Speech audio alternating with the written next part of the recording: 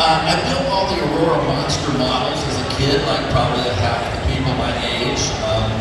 It was the early days of skateboarding and roller rinks and bowling alleys. It was I had a wonderful childhood. I really did. I traveled the country with my grandmother. I got to see all the national parks and things of that nature. But when I was a kid, it was like I say, the skateboards and the bowling and the rolling. And then as I got a little older, mini bikes, dirt bikes, and things of that nature in between acting gigs.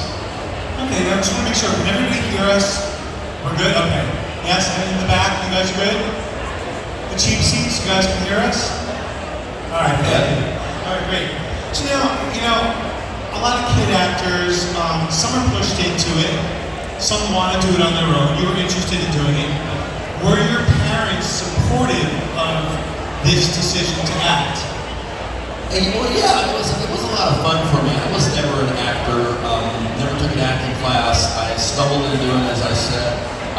The main thing was I looked younger than I actually was. So when I was like Eddie Munster, they played me as 8 or 9. I was actually 11 and 12. But the good news was I was mentally older than I looked at my physical age as well. So I could remember dialogue. I wasn't intimidated by the surroundings and all the stuff going on in the adults. So when you can take on dialogue and you're mentally older than you look, and it works out really well. So I was looking 8 or 9, acting 18 or 19, and that's kind of how I kept working. But it was always a temporary job. I never looked at it as a long career. Well, you did have a lot of credits in your career. You've worked with a lot of people. Now, what would you consider to be your big break, and who were you working with in that, what you consider your big break? Like, who are the famous first stars you worked with? Well, the big break came doing the Two Little Bears was the name of that movie, and the cast, as I said, was Eddie Allen and Jay Ryan, but we also had Susie Sales was the comic relief cop. We had Miss Hathaway, Nancy Culp from the Beverly Hillbillies. We had Brenda Lee, 15 years old at the time. She was America's singing sensation. So we had a really good little B-movie cast. And during that 6 weeks of work, I picked up General Hospital, and I also picked up a Kellogg's Cornflakes commercial.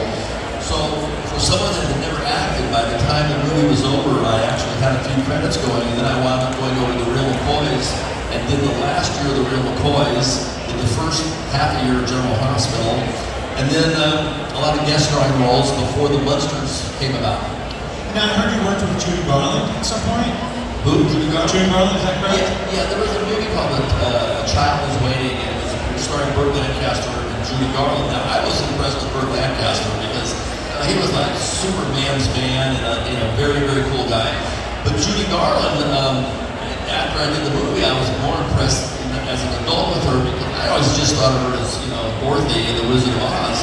But she was actually, the more I got to know her, what a huge star she was. Her and Mickey Rooney in the 40s were doing major stuff in Hollywood. It was kind of a rough go for her over at MGM, but she was a big star. And yeah, I was very happy to have, I spent more time with her, but I did meet her occasionally. Yeah, but there's a lot of us out here who are a little jealous that Butch got to work with Judy Garland, am I right? Any Judy Garland fans out there? Absolutely. Yeah. Thanks. Can you now tell us how you got the role of Eddie Munster on the Munsters? Sure. The Munsters, I was actually living in Illinois, a little town called Geneseo with my grandmother. She was a big antiquer, so she had moved back to Illinois. And my stepdad and my mom had moved to Washington, D.C. because he was a baseball player that had gotten traded to the Washington Senators from the Los Angeles Angels. So I'm in Illinois, and they cast the Munsters, and it goes in front of the networks to be approved. And they look at the pilot, and they said, we want to go forward with this, but we want to change out the mom and the kid. So they had Joan Marshall was playing the mom with a character named Phoebe, and they had a kid named Happy Nerman as Eddie. So they said, recast those two, and we'll move forward. So my agent caught wind of that and approached them and said, I've got the perfect kid for you. And we looked at every kid in Hollywood, and she said, that's the whole problem. He's not in Hollywood right now. He's in Illinois with his grandmother. They flew me out. I was picked up at the airport by my Uncle Woody, and I went directly to the CBS Studio Center where I screen tested. Didn't didn't need to go on an interview, but directly in front of the camera, which is kind of unusual, very unusual, with Yvonne and Carlo. And they said, that's it, report to work, don't go home, make arrangements to live with somebody, because I had no one there. So I moved in with my Uncle Woody and hired a woman to take me to work for the next 2 years. So it was just you and that other boy who was up for it? Because I wanted to know, were there any other young actors at the time who were, maybe even any other actors who are in the room today who were up for the role? By the time they got to me, they had already gone through the whole casting process of a couple hundred kids and wound up with Happy Durbin. Then the network stepped in and said, no, we want to go forward, but we need to change out the kid. But at that time, that's why they said we'd look at every kid in Hollywood over the casting process. And I just happened to be lucky enough to have a good agent. And like I say, I was very small. They liked the idea that Herman was very tall. And the Eddie and Herman relationship was born. And how old were you at that point? I was 10, but I turned 11 right as we started work. Okay, thank you. Do you have any memories of the first time you met each of the actors that you were working with?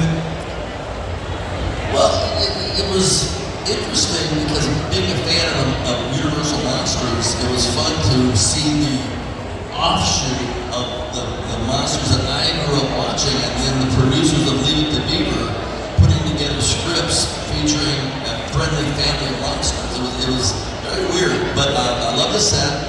I loved everybody. They were very kind. They were very kid-friendly. They all had kids about my age. Luckily, I was pretty good and adept at handling dialogue, so I didn't make a lot of mistakes. So whenever you don't make many mistakes, it helps in Hollywood to not be the cause of a lot of retakes. And we all started getting along, and the show was successful. But I remember how tall Fred was, and how out of control Grandpa was, and how beautiful Marilyn was. I had a huge crush on Beverly Owen, big one. Okay, now now that you said that, was there anybody in the cast you were particularly close with over those seasons you worked on the Munsters? Who did what? Was there anyone you were particularly close with, either on the set or off set?